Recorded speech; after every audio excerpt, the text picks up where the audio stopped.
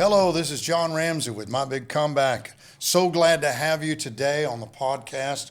If you're watching on YouTube or listening on one of the podcast platforms, we're glad to have all of you. And we're here today with our very special guest, Sandy Hathaway. So Sandy, you're with Heritage House Ministries, but you all have a lot of stuff. You have farm, you have the school, you have the outpost, I guess you call it. Yeah. Tell me a little bit about it. Tell me about Heritage House. Okay. Well, you described it pretty well. It's not really one thing, John. Thanks for having me today, by the way. I was ordained into ministry 30 years or so ago, and so my husband and I are ministers, and we have a ministry. But as we have grown into that, we have discovered that really that includes everything that we feel called to do. There's not a real separation between the ministry, the preaching part necessarily, and all of the other things that we have. So when you say Ministry's life. Ministry is life. Yeah. And, just kind of jumping right off here into the deep, I believe that that's one thing going on in the body of Christ today is we're realizing that there's not church ministry and then our other life, that, that we are all called to be an expression of the Spirit of Christ in the earth. And so we endeavor to do that in all of our endeavors. So when you say Heritage House Ministries, that does include, what you would think of as ministry, preaching and teaching and praying for people and gathering and that sort of thing. But all of that is done from the farm. Mm-hmm. And so, we do have the farming business, which my husband felt called to since he was a child. And we have a small family farm out in the Bear Creek area. What we believe as we receive the Spirit of Christ in us and the redemption that he offers to us, that not only are our lives redeemed, but that those callings and those giftings and the desires that the Father puts in our heart, that those things are also redeemed. Absolutely. And that then we not only are in a relationship with the Redeemer, but we become of that same Spirit, and we ourselves become redeemers through the Spirit of Christ in us. Yes. So the farming is about redeeming the original intent of how the Father intended for the earth to be treated and to be redeemed, and the animal husbandry and all of that. So my husband feels very strongly about that. We're a small regenerative farm, and so that's fantastic. Isn't that awesome? I'm telling you, I love it. You touched on something that I really like, and that's if you look at the disciples in the Bible, it wasn't a Sunday thing. No. And I don't know how we got to where it's just a Sunday thing. Well, it's a long story. We can talk about it another time. It is a long, complicated story. And I think it's the whole commercialization of church, really, and the whole. But it's ministry's life. Ministry is life. It's who we are. So you don't have a set service. No, we don't. You have a life. Yeah, we do. We have a life. And up until 7 years ago, my husband and I had been in church 3 times a week our whole life. And man, we honor that. We love that. I look back on those seasons, and I'm so grateful for that. So grateful to have been, raised in church in King's Corner Assembly of God in Northwest Louisiana, and Brother Jones and my precious mother and all of that. And then, coming into the ministry at the Rock, of which you're familiar, and coming under the leadership of Apostle Ball. We were there 36 years. 36 years. Yeah, part of the ministry there, and founded a women's ministry and preached a lot, and love that. I honor that season in our lives. But went through a major transition about 7 years ago, and a long, painful, beautiful story. But the Father led us into just a different dynamic of what it means for us to be called into the ministry. Yeah. And John, really most of the people I love the most, you're still going to find them in church on a Sunday morning at 10 o'clock. It's not that we're against that in any way. It's just the Father led us into a place that looks a little different to people, but we are passionate about the true church of Christ. But we do have meetings. They're just not always on Sunday mornings, and they're not every week. And we love the round table concept of meeting. And that's kind of the pattern that we use mostly. So we do still have ministry meetings, and I do still preach and teach and all of those things. I see it changing. I see it changing for everyone, really. Yeah. And even us, our focus, we still love to get together on Sundays. Yeah, sure. But through the week, we're doing stuff all the time at the week. And absolutely. It's not necessarily everyone sit down and listen to me. Right, meeting. good. Sometimes it's fellowship, sometimes it's teaching, different, whatever That's comes wonderful. up. And we love to say, we ministers and preachers love to say it's not church as usual, but it's hard to break out of church as usual. And so, the way I've explained it is that there's nothing inherently wrong with church culture. Culture is just the things that we become familiar with. Yeah. It's like I say kind of jokingly, if you come to Ed and Sandy's house on Thanksgiving, we're going to do pretty much exactly the same thing every year. That's our family culture, and there's nothing wrong with that within church. I love that. I love the singing of the hymns. I love dinner on the ground. Yeah. Man, that's my heritage. I it. love that. The only issue with that is when church culture impedes the moving of what the Father is wanting to do. When the earth. Traditions of men become greater than the Spirit of God. That's right. And we like to think that doesn't happen with us, but it's a slippery slope. All of us, my friend, all of us. Yeah. We all fight that. And, we do. And that's where I have to tell my children and the people that walk after me, Yeah. Don't hold on to this. Yes. Become what the Spirit wants you to be. Absolutely. Which is an evolving thing. Absolutely. It's not going to be, if we do it right, it shouldn't look exactly the same, but it should be familiar enough that you can tell where it came from. That's right. It's not and necessarily. That's where honor comes in. Yeah, it's not really a copy, but it's an evolving That's thing. right. Well, it's the nature and character of the Father. Yeah. And in different seasons of our life, that's going to manifest in different ways, but the nature and character is that familiar part. Yeah. Absolutely. You can see evidence of it. There's a familiarity, but it's not exactly that. No. It's what it is for today. Absolutely. Well, and of course you mentioned Ed. Yes. And he's a farmer, isn't he? He loves it, doesn't he? He loves farming. He's a general contractor by trade, so that's really how we've made our living through the years. But he tells this beautiful story, John, of he grew up in church, and his family was a big part of Georgia Assembly of God growing up, and he honored that, but he'd never really had an experience with God of his own. Yeah. And when he was about 10 years old, he was raised in Georgia, about 10 miles south of where we live now. He didn't go far. But he tells this story. He had his maternal grandmother, spirit-filled, beautiful lady, definitely one of his heroes in the faith. And he tells a story of being with her.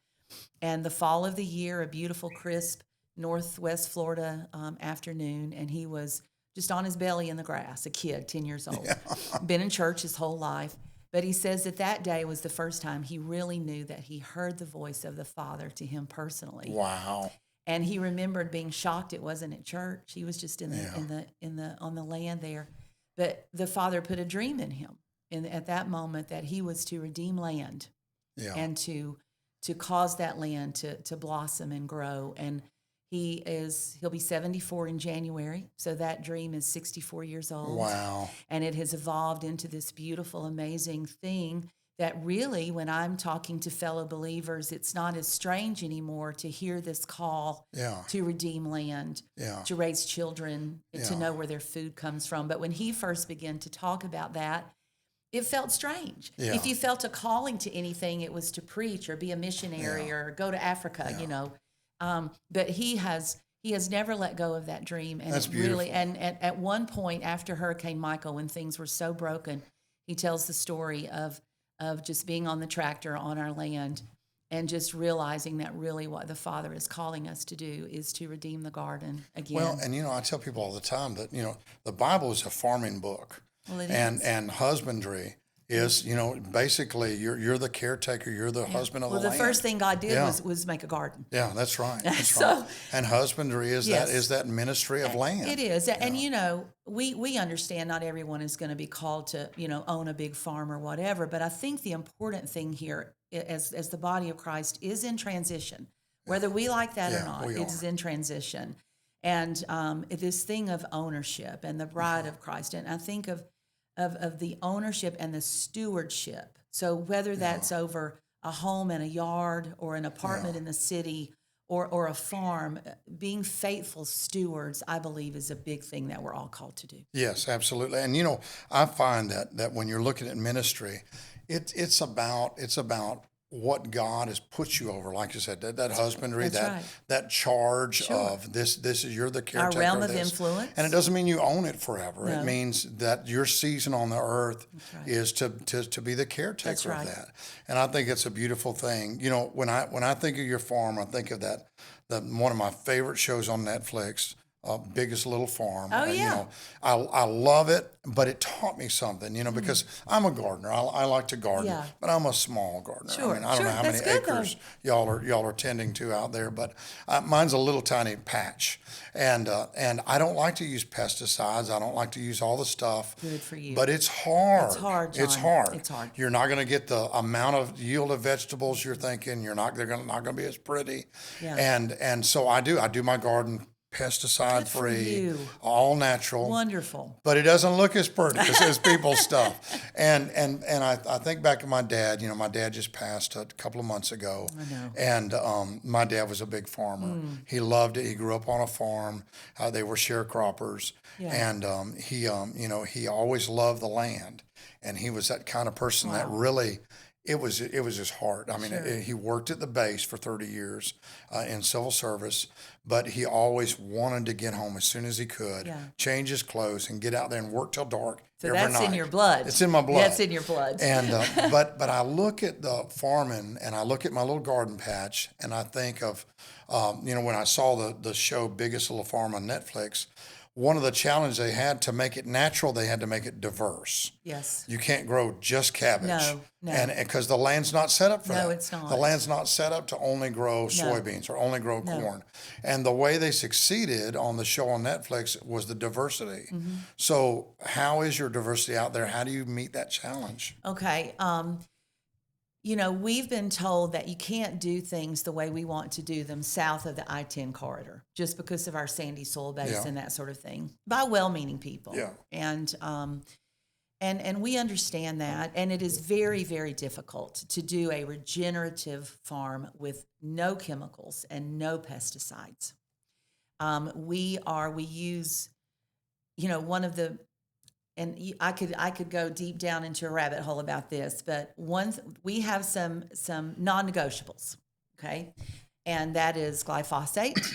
We do not use it. I do not understand. What is it used for? Okay, in that is commercial Roundup. farming? Roundup. So, and Weed all of killer. the other, yes, it's an herbicide, and you can do a simple search online and discover that with the rise of the use of those types of poisons, that you can trace it along waterways You think it's and poisoning big our water farming. table? It's poisoning the water table.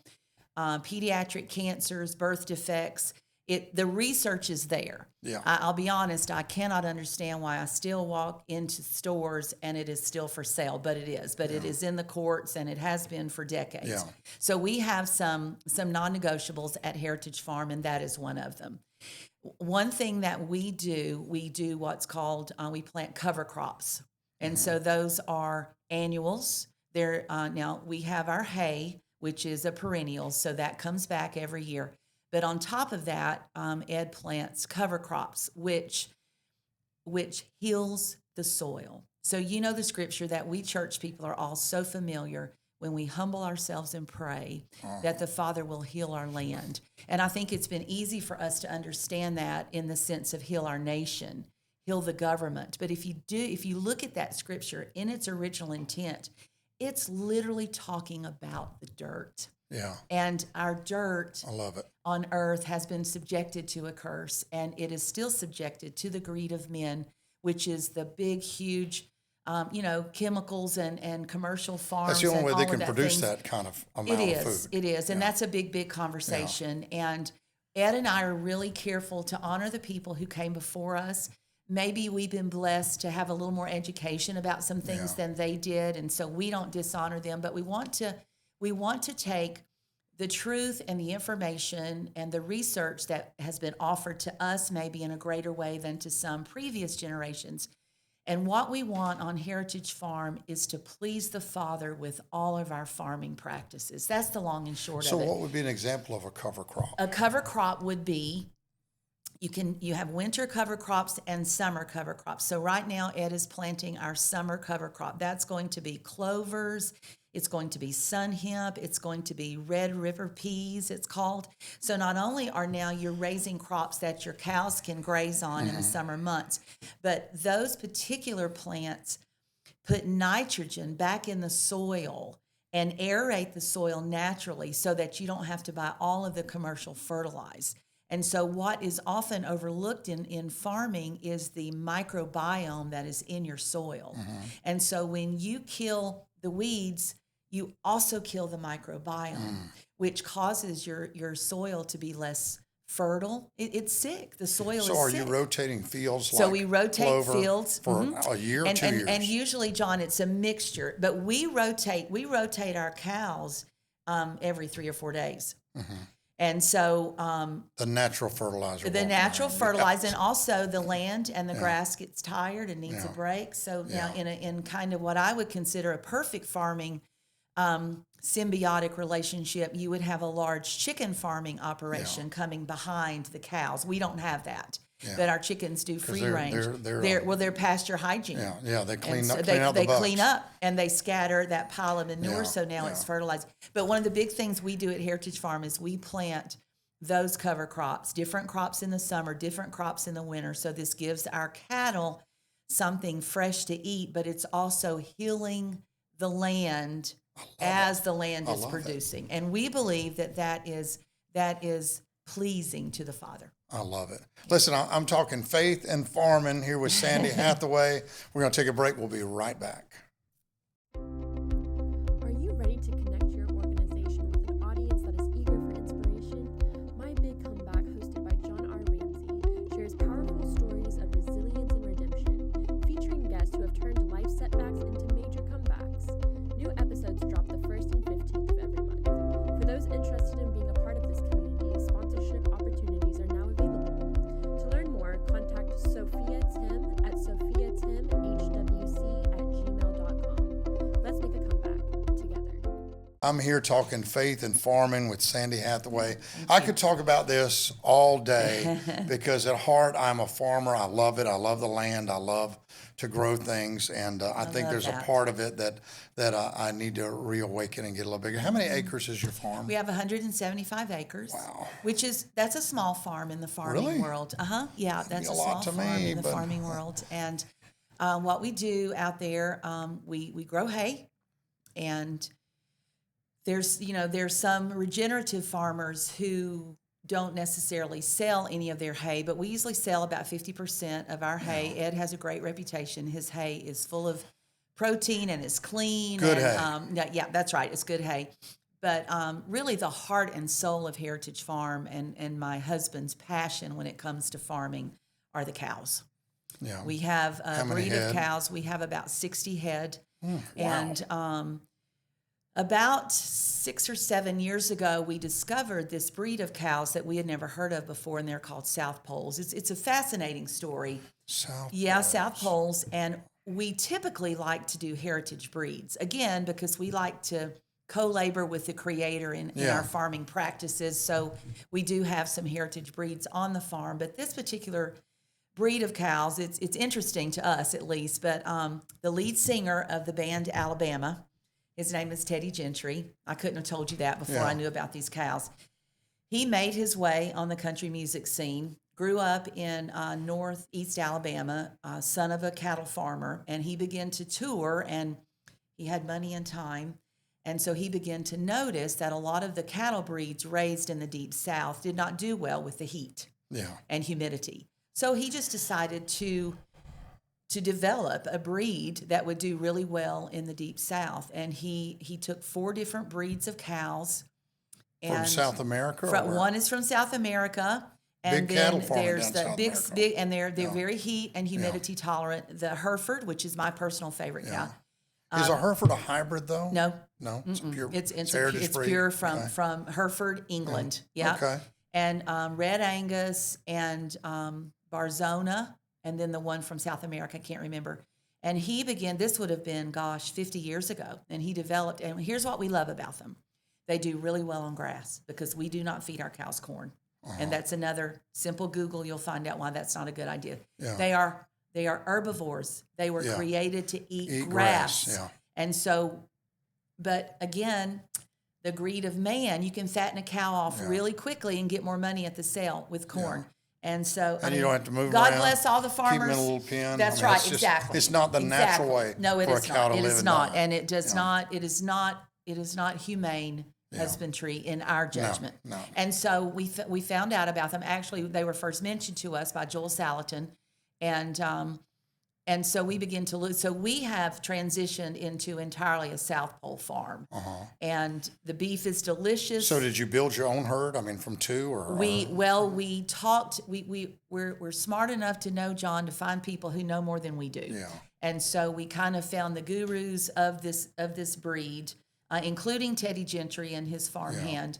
And we paid them a visit and we educated, which we had known cattle. My husband grew up raising, cattle. So we've transitioned entirely to that. That's fantastic. Isn't that awesome? That's and they're fantastic. very gentle around children. So our grandchildren are a part of, whether you're talking about the ministry part or the farming, our children and grandchildren are part What of other everything animals do you have We there? have pigs. Pigs. We have a very small pig operation. My daughter and I were 50% in that. And when I started the school, I sold her my shares. And so she and her husband do the pigs. They are Gloucester Old Spots. That is a heritage breed. Incidentally, they're the only pork the royal family will eat. Really? So there's That's that. great. Yeah.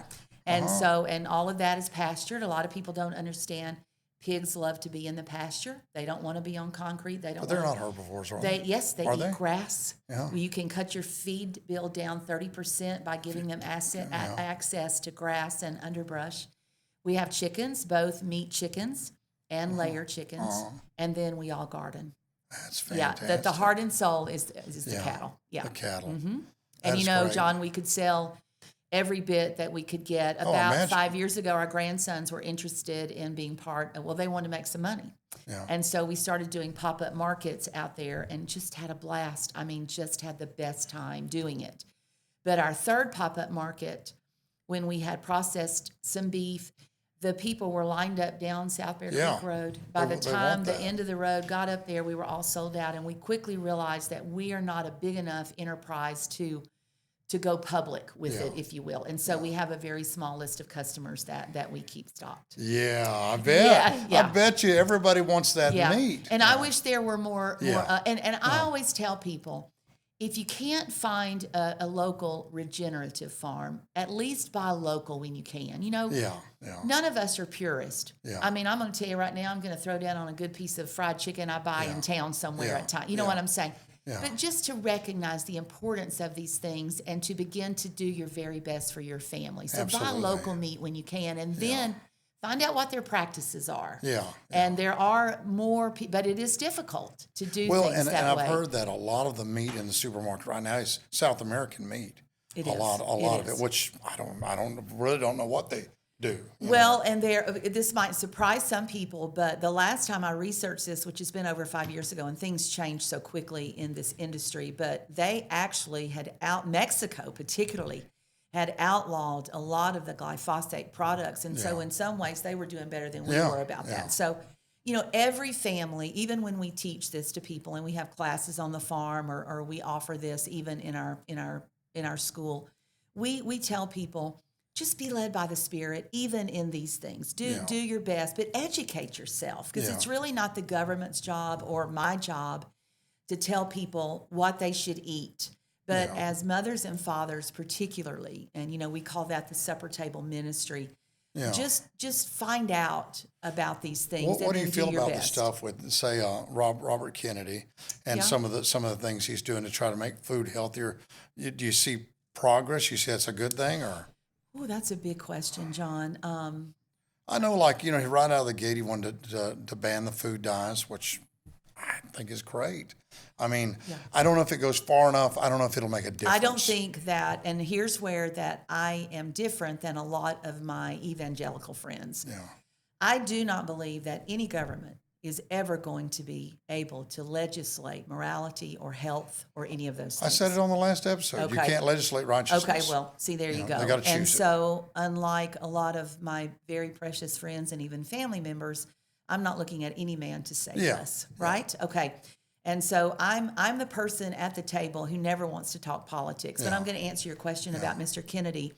About 20 years ago, our oldest daughter discovered the adverse effects of food dyes because her little boy, who was 5 at the time, was taking quarters out of his piggy bank and buying Kool-Aid jammers, and he turned into a different child. Really? Yes, began to have mental issues, would not do his school, a precious child. And we were like, oh my goodness. And so she had the wisdom with prayer, she began to trace, what's he eating? What don't I know about? And so she began a deep dive into red food dye particularly. This was 20 years ago. And that is one of the non-negotiables in our family. You can't even send your child to our learning center with food dye in his or her lunchbox. And so I'm having people over the last 2 months here in Bay County and really friends from all over the U.S. text me and go, wow, Sandy, y'all were right about food dyes. I'm like, yeah, we were. Yeah. It is impossible to explain the adverse effects that food dyes have, particularly on children. You can Google some documented research. Now, people thought we were nuts. People thought we were hippie farmers, and so be it. But Hippie now it's farmers. becoming mainstream, right? Yeah. And so the adverse effects of food dye cannot be expressed strongly enough. Yeah. And all you have to do as And- a and parent what's the- is just research it. It's What's the out there. purpose in it? Just for the look of the appeal food? of the research has shown that not just in America, but that Americans choose their food primarily by how it looks. How it looks. And so it's all about that. So when you ask me about Mr. Kennedy, do I believe that he or any well-meaning politician will be able to fix, the burden goes back to the supper table, to the fathers and mothers. Because if we don't buy it, they won't sell it. That's it. Yeah. And no one should It's like be the able drug to problem. legislate. If we're not buying it, they're not That's selling it. No one should be able to legislate what we put in our bodies, whether that is a vaccine or a food. Yeah. And so the division in all of this is Yeah. troubling to me, particularly even within the body of Christ. There's so much division. But I appreciate if what Mr. Kennedy is doing can help people begin to believe At least what a understand it. lot of us have been out here, voices in the wilderness, if you will, Yeah. then more power to him. Well, it's like the fluoride thing. Of course, I've heard both sides of it. Sure. Everyone says it's bad, and then another group says Sure. you're going to see dental care go down Sure. or whatever. What's the answer when you see both Well, those? that's when, first of all, find out who's got a dog in this fight. Yeah. Who's selling what. That's true. Follow the money. Yeah, follow the money. Follow the money. And I'm not a Absolutely. cynic. I actually, I keep on the sunny side most of the time. But in answering that, because we have a lot of young families especially say, what are we supposed to believe? Yeah. How to be led by the Spirit in all things. Educate yourself. and the there's so science much- is there. People want science. There's so much bad information online. There is. I mean, just There is. everyone just says it, and then everyone runs You with know it. what I believe, and I really do believe this. I believe, John, that if we carry the Spirit of truth in us, we will recognize the truth Recognize when we truth. hear it. Yes. I don't believe that. think we have to worry about swatting all the flies. No, I believe that. Or fighting all the demons. We know in what fact, truth I looks think like. that is. We know what truth feels We like. know we recognize the nature and character of our Creator when we are given information or not. I believe that. So, but there is science out there, and it's a pretty easy Google to find. Well, and I find when we begin to look at things deeper like that, we have a young person in our church that she chose to study in Belgium. Yeah. And then she stayed. She said, I'm not coming back. I said, Yeah. well, what's going on there? And she said, it's just a different lifestyle. But Yeah. I said, what's the biggest difference? She said, the food. Yeah. I said, really? She said, there's so much food in Europe that they would not, that there's so much food in America that's not allowed It's legal. in Europe. It's literally illegal. And they says wouldn't let you have it. Wouldn't she said it tastes different, it feels different. It's different food. Sure. And I was shocked by that. I said, so we get it, but they're not even allowed to have it. No, because it's poison. A lot. We of are one of the last major players in the free world to address these issues that Mr. Kennedy is addressing. Now, listen, I love America. But is it all because of money? Yes. Have we given our health away because of money? Yes. Yes. The answer is yes. Scary. So let me change gears a little bit. Sure. So not just a farm, but a school. Yes. Tell me about the school. Okay. So for many years, and I was a teacher at a local private school here, and I was a fourth grade teacher for 10 years, and then taught high school English. And but we have been homeschoolers and homeschool advocates for, well, our oldest grandchild is 25, and so for 20 years, our family has homeschooled. Primarily our daughters. We have 3 daughters, and I get the privilege of helping on occasion, but the parents, of course, led that charge. And so 20 years ago, when we started homeschooling, that was also considered quite controversial and strange. We were the weirdos. Hippie farmers, right? And so through the years, it has been my desire to establish something on the farm to help young families who are doing that. Legally, John, we are a homeschool co-op. Yeah. And for many, many years, I had wanted to do, we all understand and love to preach about and certainly love to be the recipient of the blessings of the Lord. Yeah. And that is our portion. Yeah. But I like to talk about leveraging the blessing. So not only do we have the blessing, but in physics, I was an English major, but in physics, you can just take a crowbar, something that's very manageable for you, and you can put it under something and just a little pressure, and you can elevate it to something bigger and more important. I don't want to just enjoy the blessing that the Father has bestowed on us. I want to leverage it for the cause of Christ in whatever way He puts in our hearts. And so we've desired to do something to contribute to the homeschool culture in Bay County. So long, beautiful story. But finally, 3 years ago, well, about 3.5 years ago now, I told my husband, I said, I'm either going to do this fall or I'm putting this to bed. I've just thought about it. And the missing link was a teacher, because I felt like we needed a certified teacher, at least until we got it off the ground. And so 3 years ago, we launched the Learning Center.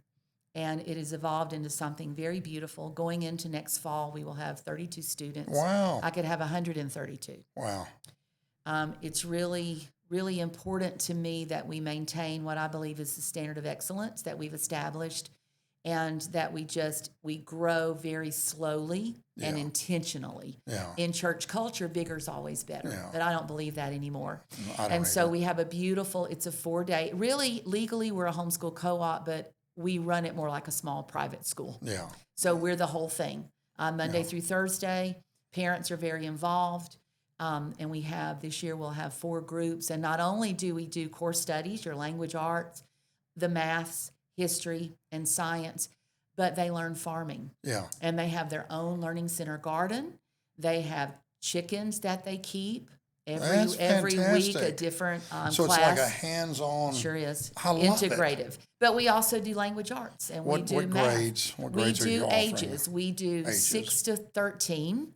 But a year from now, I'm hoping to launch a middle school, high school program. Yeah. But I've got a lot of research to do, because I don't want people to drop their children off and us put them in front of a screen all day. So I've got to make sure that we can manage that and do. So right now you just go to 13. Right. Yeah. Mm-hmm. Which is what, middle school? Yes. I guess? Yes. Early middle school. Early middle school. Yeah, and the first year we had 9 students, and the second year we had 14. Last year we had 32. We'll have 32 going into the fall, and I turn families away every week. I had heard, I thought it was Bill Gates that said this years ago, that, and I hope I'm not misquoting him, but he said he would do away with high school. Yeah. He would have them go into their field of learning, almost like a pre-college. Right. Because there's so many kids that learn, the rubber stamp of the Department of Education. That's everybody learn a little bit of the same thing, and you'll figure it out later. That's right. He said you're missing those 4 years of high school when they could be developing into the trade or the gifting that they're called to do. Absolutely. And I think there's a lot of wisdom in that. Of course, no one's done it, but I don't know. No one's done it. We just tend to go along with what culture tells us is best. And I'm very, very grateful. I have friends who are in our local public school system, noble men and women doing their very best. But there's just so much that you can do within that educational system. It does not allow, there's no room for students who learn differently, No. or students who need a different type of approach. There's just very little room The for system, for the system to mass produce millions of kids, that's the only thing they can do is That's just put it. a big wide net That's and it. throw it over And we everybody. lose a lot of We children. do. We lose a lot of children. And we even- lose a lot of talent. We lose a lot. And to me, I was so thankful when our children decided to homeschool. And, a lot of believers want to homeschool to keep their children from being exposed to things that are now required in public Yeah, school and that yeah. sort of thing. So that's a whole separate conversation. But in my humble judgment, the greatest tragedy is that children are identified Yeah. and spend the rest of their life really believing some things about themselves that may not actually be the purpose of God for them. Because if you're not an A honor roll student, then you're less than within that system. You understand? It made me think of the story of Moses growing up in Pharaoh's house. There you go. Never knowing who he was No. until the Spirit of God tells him, this is actually not who you are. Absolutely. This is not who. And to me, John, if you wanted to ask me really what Heritage House Ministries is all about, and that's a difficult question to answer, and I'm asked that all the time. What's your mission statement? Well, what is Heritage House Ministries? I believe that all ministry should be reaching in and helping people find their true identity. Their true in Christ. identity. Their true identity. True identity. Not what they've been told or not what they believe necessarily. Yes. And, the breakdown of family in our society, we just have so many damaged So many children things. and young people. And I was one of those. Yeah. I mean, I grew up in the home of a single mother who was brilliant and wonderful, and the first person I ever heard praying in the Spirit. And my mother, awesome, my hero. Yes. But there were just difficulties that came along with being raised in the home of a single mother, and I believed things about myself that it took a lifetime, took decades. Yes. And so, whether it's farming or food, or whether it's prophetic teaching or prayer, or whether it's our learning center, what our endeavor is to do our small part to help people find their true identity. Find in their Christ. true identity. Yes. I love this. I can talk about this all day. We're going to take a break. We'll be right back. Thank you. Heroes Child is a nonprofit organization that is on a mission to help community heroes with the everyday cost of childcare.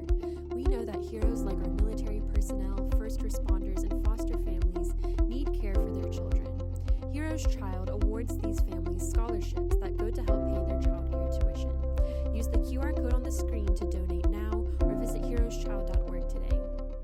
Hey, I'm back with Sandy Hathaway. We're talking about faith. We're talking about farming. We're talking about school. Let me talk about you just a moment. Okay, sure. So, Sandy, you grew up pretty much Louisiana Yeah. and then Bay County. That's right. And so how long have you been here in our area? My husband and I have been married 46 years, and I've been here 46 years. 46 He years. came and stole me right out of Northwest Louisiana, Webster Parish. Webster Parish. Where's Yeah. Webster Parish? It's in the at? northwest corner. People think of the Arklatex area, which is Arkansas, Texas, and Louisiana. It's in that corner. So we're about an hour south of that, but definitely in that corner. Yeah. And so you've been in Bay County for 46 Yes, years. this is home. And you've how long have you had the farm? 25 years. 25 years. Yeah. That's great. Isn't that awesome? That is awesome. Yeah.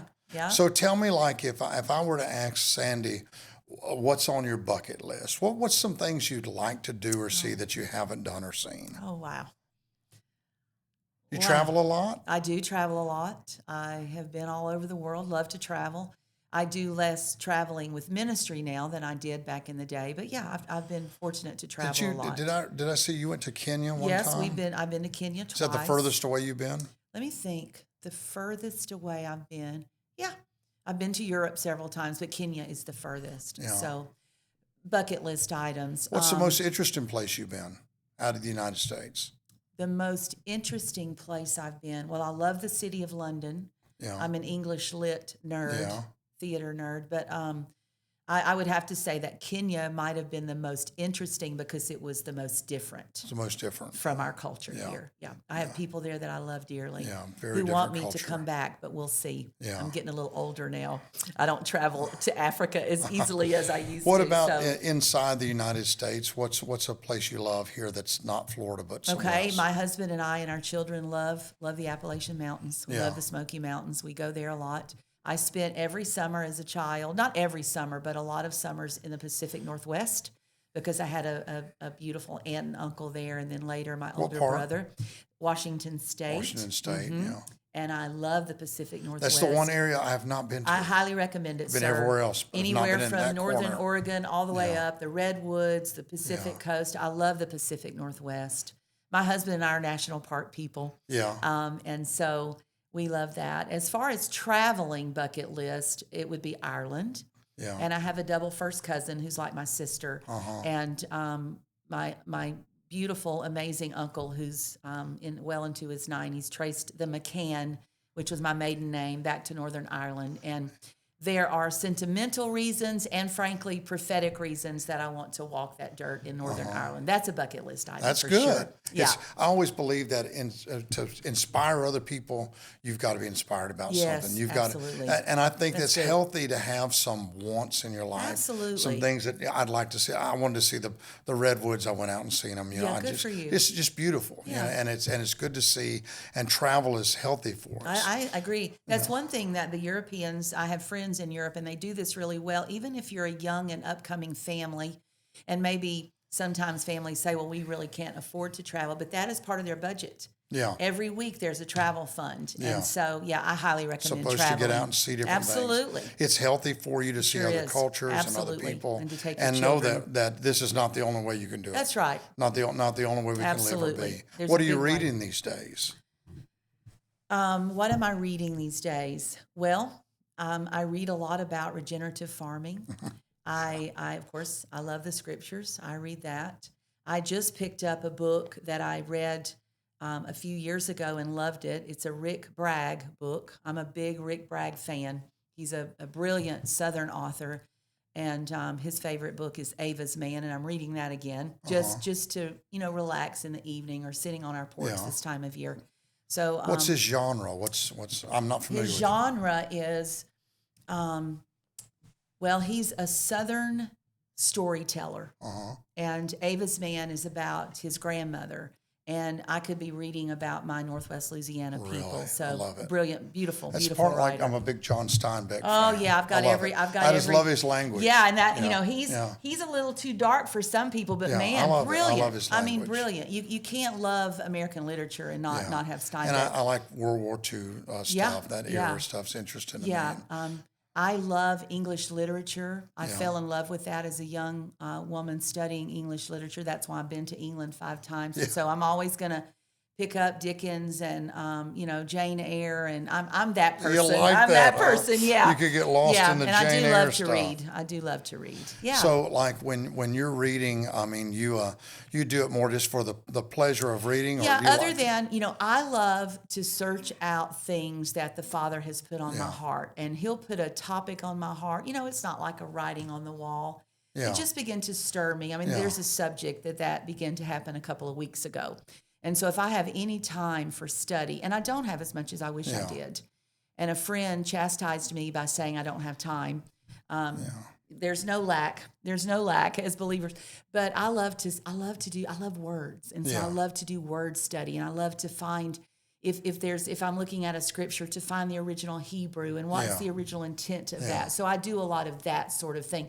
But if I'm going to read Steinbeck or I'm going to read Rick Bragg, it's just for relaxation and pleasure, unless it's farming. Always educating us about. How about the Farmer's Almanac? We get that. You believe in it? Think it's pretty accurate? A little, I would have to say we go by that. It's a little bit of magic involved, but we're still Good Friday planters. It's fascinating to me. And there is some geological science in the phases of the moon and the tidal pulls. I mean, if you, just a little thing, we could geek out about gardening, but if you plant a seed and during a time that the moon is waxing, There's a gravity pull. Yeah, a pull. Gonna help that seed a little Yeah. bit, right? Yeah. And so we do look at the almanac. That's fascinating. Isn't that fascinating? It's fascinating to me. A little bit of magic and all dad, that. My dad always said, he said, you don't plant before the Easter snap. And I said, what's the Easter snap? Cold he said, snap. It'll be a cold snap right there at Easter. And if you plant too early, it's going to mess you up. Can't tell you. So I pushed it this year. He Yeah. was still alive when I was planting that.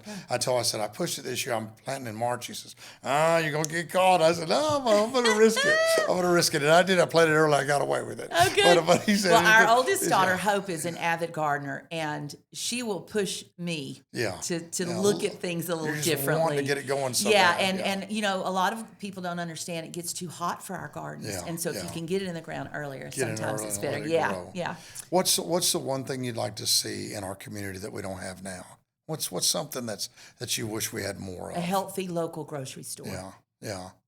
Yeah, like the Whole Foods or Well, I like Whole Foods just fine. What I would love is like a co-op.